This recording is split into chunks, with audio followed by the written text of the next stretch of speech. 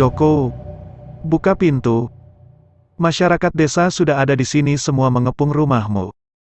Kalian sudah tak bisa pergi. Suara keras itu membuat Nadia terbangun. Itu adalah suara kakek Seno, yang diikuti suara warga lain. Mereka terus memanggil sambil menggedor-enggedor rumah Joko. Yah, bangun. Banyak warga datang ke rumah kita ya. Yuni membangunkan suaminya. Joko suaminya, sebenarnya sudah terbangun dari tadi. Hanya saja ia masih bingung apa yang mau dilakukan. Ya istriku, aku sudah bangun, katanya. Lalu bagaimana ini ya? Tanya Yuni ketakutan. Di kamarnya, Nadia juga sangat takut. Badannya gemetar, gadis 16 tahun itu tak berani keluar. Tenang Mi, kita hadapi mereka, kita buktikan kalau kita tak bersalah. Joko berusaha menenangkan istrinya. Tak lama kemudian lelaki 40 tahun itu membuka pintu. Mana Arsi? Di mana anakmu kamu sembunyikan? Pak Lurah bertanya dengan nada keras. Tenang, Pak. Arsi sedang saya obati. Tolong tenang sedikit untuk mempermudah proses kami mengobati Arsi. Joko masih mencoba mengelak. Tak usah banyak alasan. Cepat tunjukkan di mana Arsi pada warga, ucap kakek Seno yang tak lain adalah ayah Joko. Ya. Cepat, tunjukkan di mana Arsi berada, para warga tak sabar. Sudah. Saya tahu di mana Arsi berada. Ayo saya tunjukkan, kakek Seno tak sabar untuk segera menunjukkan di mana cucunya berada. Ia langsung mengajak para warga menuju ruangan di mana Arsi dirawat. Joko segera membuka pintu. Semua warga terkejut melihat pemandangan itu. Tampak sebuah benda hitam kering menyerupai jenazah seorang gadis kecil terbujur kaku di atas kasur. Astagfirullahalazim. Innalillahi wa inna ilaihi rojiun. Tidak mungkin itu Arsi, jerit nenek Kaminah, ibu Joko. Ia tak percaya melihat apa yang terjadi. Joko, katakan. Itu bukan Arsi kan? Di mana Arsi cucuku? Itu Arsi, Bu, jawab Joko dengan suara terpatah-patah. Tapi keadaan Arsi tak seperti yang kalian kira, Arsi masih sehat, hanya saja prosesnya masih seperti itu. Tidak mungkin sehat kalau keadaannya seperti itu. Apa yang kamu lakukan pada cucuku? Teriak kakek Seno yang marah. Joko, apa yang kamu lakukan pada anakmu? Tanya Pak Lurah dengan nada keras. Sabar, Pak, kata Joko. Kemudian secepat kilat lelaki itu berusaha kabur. Hai, jangan pergi. Tangkap Joko, teriak Pak Lurah. Tak butuh waktu lama warga sudah bisa menangkap dan mengamankan Joko beserta istrinya. Polisi dan dokter desa datang. Dokter itu memastikan bahwa benda hitam kering yang menyerupai boneka berbentuk anak kecil itu adalah Arsi yang sudah meninggal. Warga histeris dan murka. Apa yang kamu lakukan pada anak itu, Joko? Teriak semua orang yang ada di situ. Joko hanya diam menghadapi kemarahan warga. Di pojok ruangan dan diabaikan oleh semua yang datang, seorang gadis terduduk dan menangis. Tangan dan kakinya gemetar. Gadis itu terus menangis sambil memegang kepalanya dan mengingat-ingat apa yang terjadi pada adiknya. Gadis itu adalah Nadia, kakak dari Arsi. Kejadian itu terjadi 4 bulan yang lalu.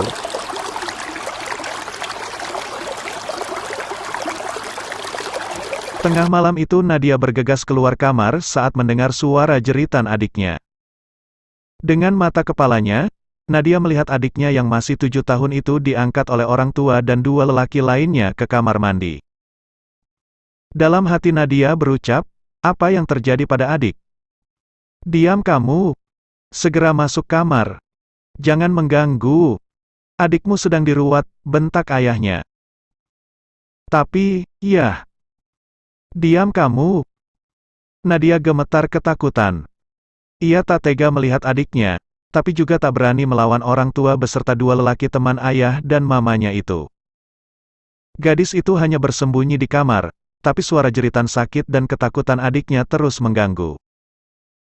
Dengan kaki gemetar gadis itu melangkah keluar dari kamar dan mengintip apa yang dilakukan orang tua beserta temannya pada adiknya. Waktu itu Arsi duduk menangis di bak kamar mandi dengan dipegangi ayah dan mamanya. Karjo, dukun lelaki teman ayahnya, memegangi kepala anak itu sambil mengucapkan sesuatu. Seorang lelaki asisten si dukun menabur bunga mawar pada gadis kecil itu. Tak lama berselang, keempat orang itu mendorong Arsi ke bak mandi dan menenggelamkannya. Mereka mengeluarkan lagi dan menenggelamkan lagi hingga 5 kali. Beberapa menit kemudian, anak saya, kenapa anak saya tak bernafas? Apa anak saya mati? Jerit Yuni, mamanya Arsi. Dukun Karjo, jelaskan. Apa anak saya mati? Jerit Yuni sekali lagi. Sabar, Bu. Anak ibu tidak mati, jawab Dukun Tarjo dengan tenang. Tapi dia tidak bernafas. Tenang, ini hanya efek sementara. Ayo kita bawa anak ini ke kamarnya, nanti dia akan membaik seperti semula, jawab Dukun Tarjo. Benarkah? Tanya Yuni tak yakin. Ibu jangan panik. Menghambat kerja saya saja, ucap Dukun Tarjo membuat Yuni merasa tak enak. Keempat orang itu segera beranjak mengangkat tubuh kaku Arsi keluar dari kamar mandi.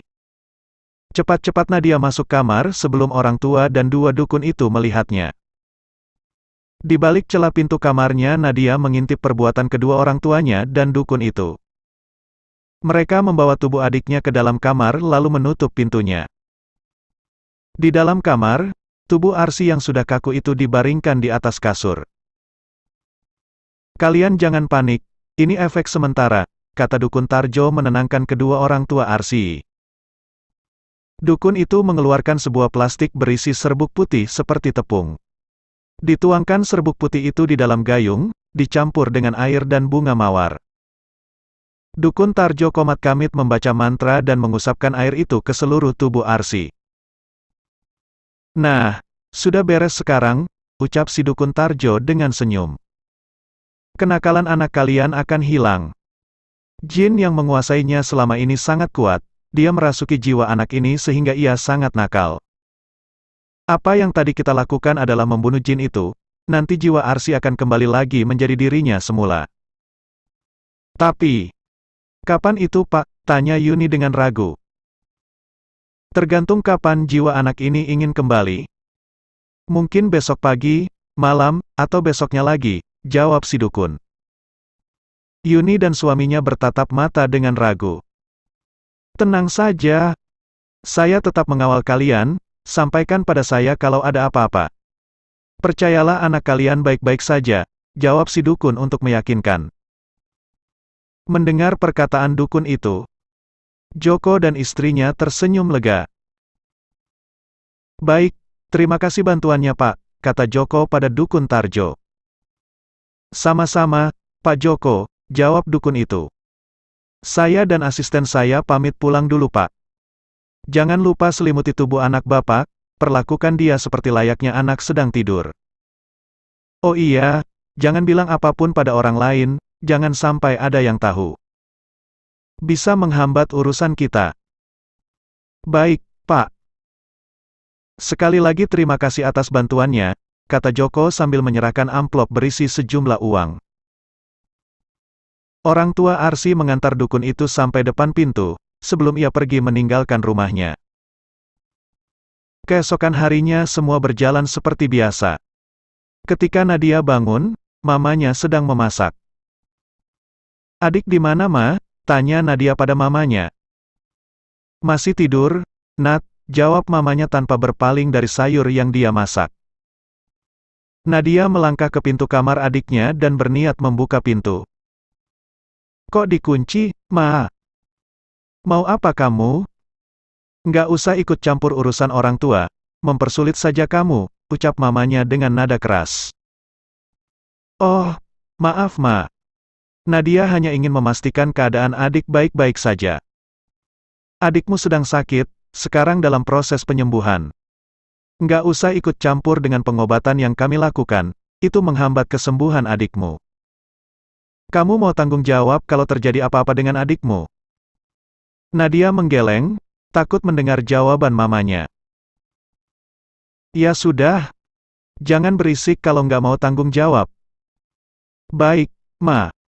Maaf, jawab Nadia. Sudah. Cepat mandi sana dan siap-siap berangkat sekolah. Baik, Ma. Nadia pun melakukan aktivitas seperti biasa. Sepulang sekolah ia kembali menanyakan adiknya. Adikmu ada di rumah kakek, jawab sang mama. Apa di rumah kakek Wiro dan nenek Kaminah, Mah? Bukan. Tapi di rumah kakek Kojar. Oh, baiklah. Tapi kenapa harus dibawa ke rumah kakek, Ma?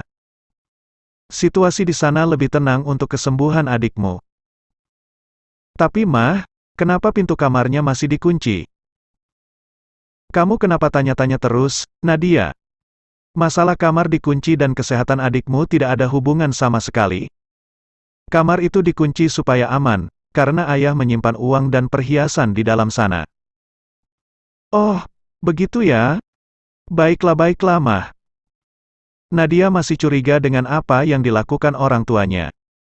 Diam-diam dia pergi ke rumah kakek Kojar, ayah dari mamanya. Kek, apa benar Arsi ada di sini? Tanya Nadia. Iya, dia sedang bermain sekarang, kata kakeknya dengan wajah riang. Oh, jadi adik sudah sehat ya? Alhamdulillah. Mana mungkin masih sakit kalau sudah bermain, jawab kakek dengan tawanya. Mendengar jawaban kakek, Nadia menjadi lega. Dia pun segera pamit pulang ke rumah untuk mengerjakan tugas dari sekolah. Nadia pamit pulang dulu, Kek. Sampaikan pesan Nadia pada adik. Suruh cepat pulang, kakak kangen, ucap gadis itu. Hahaha, iya. Iya, kakek sampaikan. Sudah, kamu segera pulang ya, biar tidak dicari mamamu, pesan kakek. Nadia pun pulang dengan lega. Sementara itu Yuni di rumah khawatir dengan keadaan Arsi. Pah, gimana Pah? Kenapa sudah 4 hari tubuh Arsi masih seperti ini? Bahkan tubuhnya semakin kering, kaku, dan menghitam, kata Yuni. Kamu sudah sering balurkan ramuan yang diberikan dukun Tarjo kan? Jawab Joko. Iya, sudah. Joko memandang tubuh anaknya yang kaku, kering dan menghitam, mirip seperti boneka. Ia pun mulai bingung dan cemas. Besok biar kutanyakan pada Pak Tarjo, ucap suami Yuni. Matahari mulai tenggelam, malam semakin larut. Angin yang berembus kencang dan suara hujan di luar membuat suasana mencekam. Nadia tak bisa tidur, ia terus teringat adiknya. Perasaannya mengatakan ada sesuatu yang aneh. Walaupun kakek Kojar mengatakan adiknya baik-baik saja, tapi tidak demikian dengan perasaan Nadia. Hujan makin deras. Nadia makin terbayang wajah adiknya. Hujan yang deras begini adik tidak di rumah. Gimana keadaan dia ya? Bukankah biasanya adik selalu takut dan menangis tiap ada hujan malam hari? Kemudian aku menghiburnya dengan cerita kartun lucu sebelum tidur, ucap Nadia dalam hati. Akhirnya, Nadia itu terlelap tidur dengan kerinduan pada adiknya. Dan di tengah malam ia terbangun oleh suara ketukan di lemari kayu dekat kasur tempat ia tidur. Dan juga terdengar suara rintihan kecil. Kakak! Kakak! Nadia pun terbangun. Tolong Arsi Kak! Kembali terdengar suara rintihan. Nadia mencari arah suara itu. Huah, tiba-tiba Nadia menjerit ketakutan. Di antara remang lampu di kamarnya, ia melihat sosok adiknya dengan baju putih, rambut terurai dan wajah hitam kering menyeramkan. Tolong Mah, jerit Nadia sambil menutup wajahnya. Ada apa Nadia? Ada apa? Orang tuanya datang masuk ke kamar dengan panik. Nadia terbangun dari tidurnya. Ia langsung menatap ke arah lemari. Nadia menjerit lagi. Adik! Adik, ia menunjuk ke samping lemari sambil menutup wajah. Ada apa Nadia? Tidak ada apa-apa di sini, kata orang tuanya. Tubuh Nadia gemetar, keringat dingin mengalir di dahinya. Ayahnya langsung memberi air putih. Setelah meneguk air putih, hatinya menjadi sedikit tenang. Pelan-pelan ia menolehkan wajah ke samping lemari. Sosok bayangan adiknya sudah tak ada. Pandangannya mengitari seluruh kamar, dan memang bayangan adiknya tak ada. Kamu pasti bermimpi, Nadia, kata mamanya. Lihat, tidak ada apa-apa kan di sini. Kamu pasti tidak berdoa, sebelum mau tidur, kata ayahnya. Sudah, sekarang berdoa, lalu tidur lagi. Nadia tak berani menolak perintah orang tuanya. Ia pun bersedia ditinggal kembali walaupun sebenarnya masih takut. Gadis itu terus mengucap doa-doa, hingga akhirnya dia mengantuk dan tertidur. Dalam tidurnya ia sulit bergerak dan tidak bisa bangun. Kakak, tolong Arsy. Kakak, tolong Arsy, suara rintihan itu kembali terdengar. Setengah sadar Nadia melihat bayangan adiknya berdiri di sebelah tempat tidur. Tolong Arsy, Kak. Nadia sangat takut. Ia berusaha bangun tapi tak dapat menggerakkan badan, bahkan bernafas pun sulit. Tolong Arsy Kak. Dalam ketakutannya, Nadia berusaha terus berdoa hingga akhirnya ia terbangun saat terdengar azan subuh. Kejadian malam itu mengganggu pikiran Nadia. Ia sangat gelisah, tapi tak tahu harus bercerita pada siapa. Akhirnya Nadia itu datang ke rumah budenya. Bude, Nadia mau cerita, katanya. Ada apa Nduk? Ucap kakak perempuan Joko itu. Adik. Adik kenapa, Nat? Nggak apa-apa Bude, Nadia ragu-ragu untuk menceritakan masalahnya pada budenya. Dia takut hal itu akan menjadi masalah besar dan ia tak bisa mempertanggungjawabkannya. Adik kenapa, Nat? Desak Bude. Ayo katakan ada apa? Kamu menyembunyikan sesuatu kan? Enggak. Enggak Bude. Bude tahu kamu menyembunyikan sesuatu. Ayo ceritakan. Ada apa dengan adikmu Arsy? Nadia masih tetap diam. Kalau kamu tidak mau cerita, biar Bude langsung ke rumahmu, ancam budenya. Jangan Bude, Nadia langsung menarik lengan budenya. Baik-baik.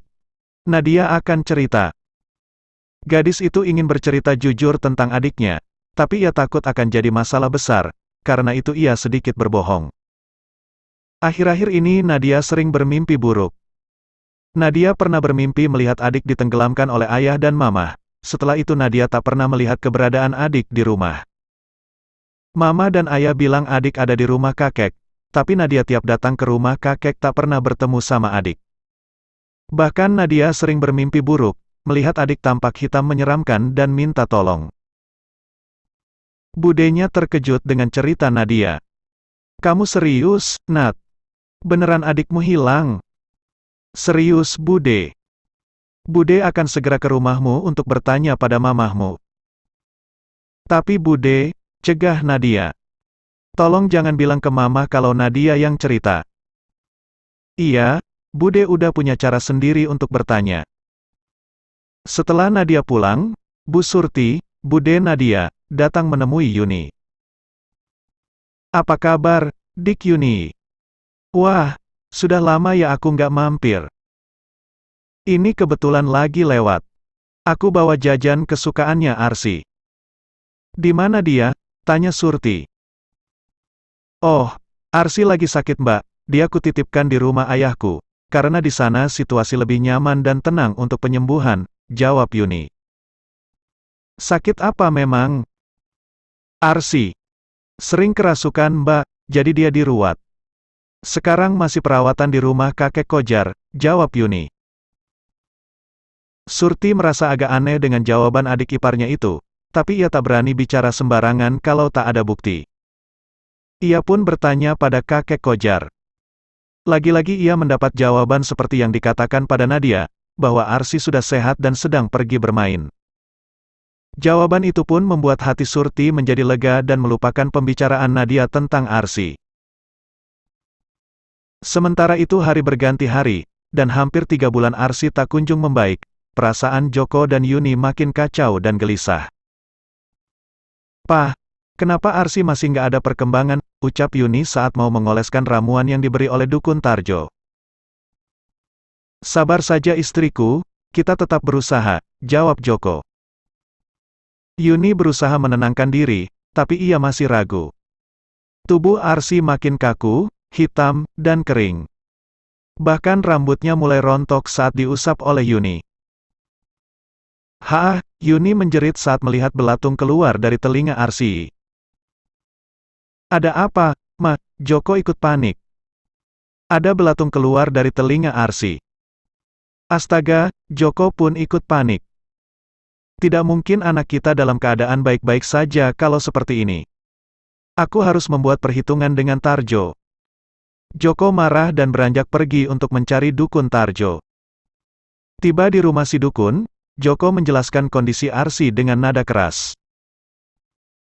"Dukun Tarjo, katakan apa sebenarnya yang terjadi pada anakku? Kenapa dia tak kunjung sembuh?"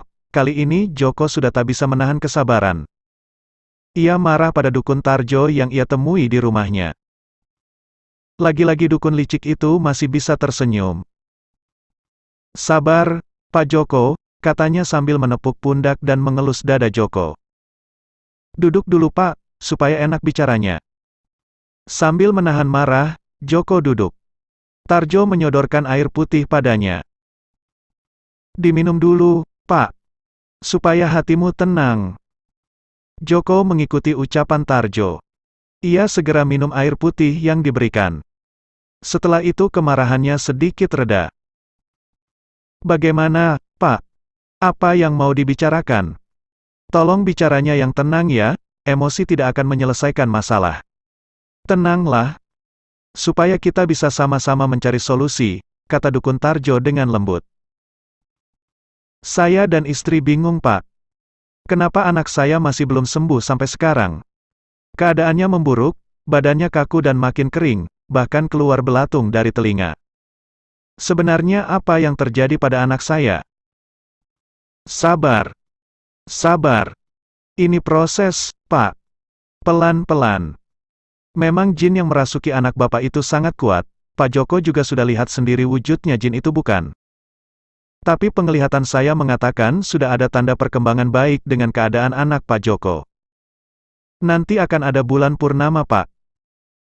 Pada saat itu energi besar akan turun ke bumi, energi itulah yang akan membantu jin kembali ke alamnya dan anak Pak Joko akan pulih kembali.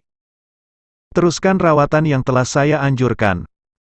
Sebentar lagi anak Anda akan membaik seperti semula, paling lambat nanti saat bulan purnama keempat, jawab Dukun Tarjo lembut. "Benar itu, Pak. Yakinlah dengan apa yang saya katakan. Jika Anda tidak yakin, malah menarik kembali energi jin itu. Dia nggak jadi pergi dan anak Anda tidak jadi selamat." "Begitu ya, Pak," Joko luluh dengan ucapan Dukun Tarjo. "Loh iya, lah Pak. Pokoknya yang tenang, tetap usaha mengobati anak Bapak. Gak lama lagi pasti sembuh. Yang dibutuhkan hanya sabar." Dukun Tarjo begitu lihai bersilat lidah. Semua perkataannya yang bernada lembut menguasai pikiran Joko hingga lelaki itu selalu mengikuti kata-katanya. Akhirnya Joko itu pun berpamitan pulang. Dukun Tarjo memberikan ramuan padanya. "Berikan ramuan ini pada minuman istri Bapak, dan siapapun yang mengancam rahasia kita ini. Kalau mereka mengetahui, justru itu yang akan menghambat usaha kita. Kamu bersabarlah, yakinlah pada saya. Waktunya tidak akan lama lagi kok, pada saat bulan purnama nanti Arsy akan terbangun lagi," begitu kata Dukun Tarjo meyakinkan Pak Joko. Suatu malam Surti, bude dari Arsy atau kakak perempuan Joko, baru saja selesai sholat tahajud. Ia baru mengakhiri ibadahnya dengan salam, saat merasa angin di luar bertiup kencang. Udara sangat dingin. Ia segera kembali beranjak ke tempat tidur dan menghangatkan tubuh dengan selimutnya. Wanita itu baru akan memejamkan mata, saat sayup-sayup terdengar suara kecil memanggilnya. "Bude, tolong Arsy." Wanita itu menajamkan pendengarannya. Benarkah itu? Sayup-sayup suara gadis kecil itu datang dan pergi seolah ditarik ulur oleh hembusan angin malam. Surti berharap itu hanya imajinasinya saja. Wanita 45 tahun itu pun berusaha memejamkan mata kembali. Namun, suara sayup gadis kecil itu masih terus mengganggunya. Bude, tolong Arsi. Tak begitu yakin dengan apa yang didengarnya. Surti pun membangunkan suaminya yang tidur terlelap di sampingnya. Pak, kamu dengar suara itu? Suara apa, Bu? Suaminya bangun. Dengar baik-baik, Pak, bisik Surti. Suaminya menajamkan pendengaran. Bude, tolong Arsi, suara itu kembali terdengar. Dengar itu, Pak? Iya, suami Surti terkejut. Suami istri itu saling berpandangan takut dan bingung. Sayup-sayup seiring angin yang berembus, suara itu kembali terdengar. Bude, tolong Arsi. Suara apa itu, Pak? Tanya Surti bingung. Entahlah, seperti suara dari kejauhan yang terbawa angin, jawab suami Surti. Karena penasaran lelaki itu berdiri dan mengambil senter. Mau apa, Pak? Tanya Surti. Kita cari arah suara itu. Aku khawatir itu benar-benar anak kecil yang butuh pertolongan, kata suami Surti. Suaranya seperti dari kebun sebelah rumah, Pak, dan menyebut nama Arsi. Tapi aku yakin itu bukan anak itu, rumahnya kan di kampung sebelah dan jauh dari rumah kita. Aku khawatir itu. Apa itu suara gaib yang berpindah-pindah dan tak pernah bisa ditemukan, Bu? Terka suami Surti. Ya, itu suara gaib. Dan itu firasat tidak baik. Aku khawatir terjadi apa-apa dengan anak itu, kata Surti. Aku merasa ada yang janggal dengan semua ini. Kenapa berbulan-bulan anak itu tak pernah kelihatan? Memang kakek Kojar mengatakan Arsi sehat-sehat saja, tapi aku tak pernah melihat keberadaan Arsi sama sekali. Nadia juga tampak sangat takut dengan apa yang terjadi. Sepertinya Nadia juga kayak sedang menyembunyikan sesuatu. Kita harus cari anak itu, Bu, kata suami Surti. Jika kakek Kojar ikut merahasiakan hal itu, kita bicarakan pada ayahmu, kakek Seno. Ya, kita sempatkan ke sana, Pak, jawab Surti. Jarum jam dinding berputar ke angka pukul 4.30. Terdengar suara azan subuh di masjid. Angin yang tadi malam berembus telah tenang. Suara yang tadi mengganggu Surti dan suaminya juga sudah menghilang. Namun, semua itu menyisakan sebuah pertanyaan pada suami istri itu. Berasal dari manakah suara itu? Firasat apa yang disiratkan oleh suara itu? Siang itu juga, Surti menyempatkan diri ke rumah kakek Seno, ayahnya. Ada yang perlu saya sampaikan, Pak, kata Surti. Apa selama 3 bulan ini, Bapak pernah bertemu Arsi? Saya heran, Pak. Kenapa bisa berbulan-bulan tak melihat Arsi, padahal aku ke rumahnya. Kata ibunya, Arsi ada di rumah kakek Kojar, tapi anehnya. Tiap kali ke sana, Arsi sama sekali tidak ada. Katanya sedang bermain, tapi... Masa, bermain terus-terusan? Aku juga curiga, Surti. Aku juga heran kenapa bisa tak bertemu anak itu berbulan-bulan. Besok akan kuinterogasi, hal ini tak bisa dibiarkan berlarut-larut.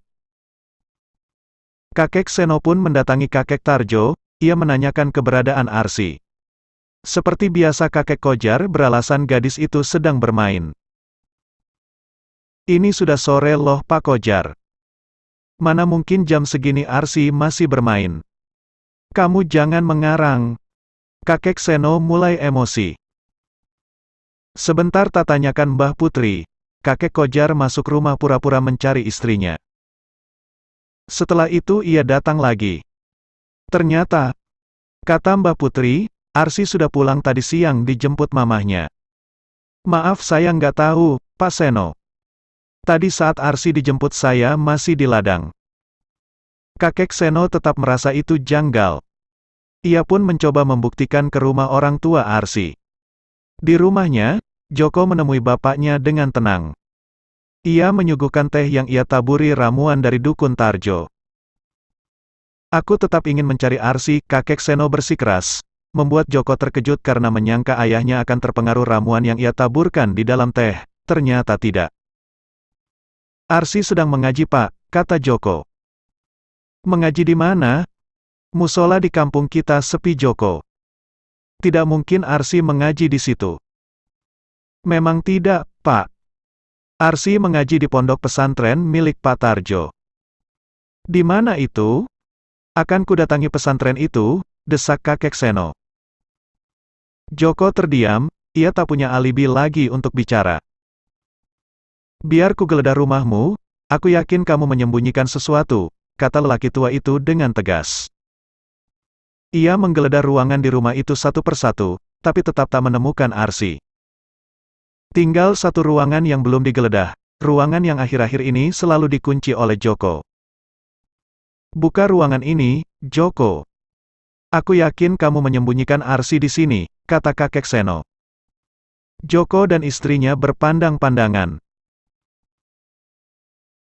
Ayo, buka, desak kakek kesayangan Arsi itu. Dengan ragu, Joko membuka pintu kamar. Kakek Seno tak sabar masuk ke ruangan itu, tapi ia tak menemukan apapun. Ia hanya melihat boneka kecil semacam jengkot di tempat tidur tersebut. Apa itu? Tanya kakek Seno. Itu bonekanya Arsi, Pak, sekali lagi Joko berbohong. Kakek Seno pun bingung. Ia tak menemukan Arsi di sana. Lelaki itu memutuskan untuk meninggalkan rumah Joko dan menceritakan semua pada warga setempat. Saya juga sebenarnya udah bertanya-tanya Pak. Kok Arsi lama ndak kelihatan? Warga juga sudah banyak yang menanyakan tentang Arsi, tapi alasan Joko selalu bermacam-macam, jawab Pak Lurah di desa tersebut. Ini masalah nyawa, Pak. Tidak bisa ditunda-tunda. Saya mohon bantuan Bapak dan warga setempat untuk mencari Arsi, ucap kakek Seno. Baik, Pak. Mari kita bicarakan dengan warga yang lain, jawab Pak Lurah. Kemudian Pak Lurah mengadakan pembicaraan rahasia dengan para warga. Tanpa sepengetahuan Joko, mereka merencanakan penggerebekan. Malam itu tepat pukul 10 malam, warga tiba di rumah Joko, dan memaksa masuk ke dalam rumah Joko untuk mencari Arsi. Hal yang mengejutkan terjadi. Ternyata Arsi ditemukan meninggal mengering di kamarnya, di tempat semula kakek Seno melihat jengkot. Kakek tua itu menangis. Gila ini, sudah bodoh ini, kok bisa-bisanya aku melihat itu boneka jengkot, padahal sebenarnya itu Arsi. Arsi cucuku sudah meninggal. Kok ia meninggalnya dibunuh orang tuanya sendiri? Arsi, kok kejadiannya bisa begini sih nak? Tak hanya kakek Seno, nenek Arsi dan para warga pun menangis histeris menyesali hilangnya nyawa tak berdosa itu, di tangan orang tuanya sendiri. Sementara itu Joko, Yuni, dukun Tarjo, dan sang asisten dukun digelandang ke kantor polisi. Warga mengurus jasad Arsi, sang gadis kecil tak berdosa. Kampung pun berduka atas meninggalnya Arsi. Angin malam bertiup menyiratkan kepedihan.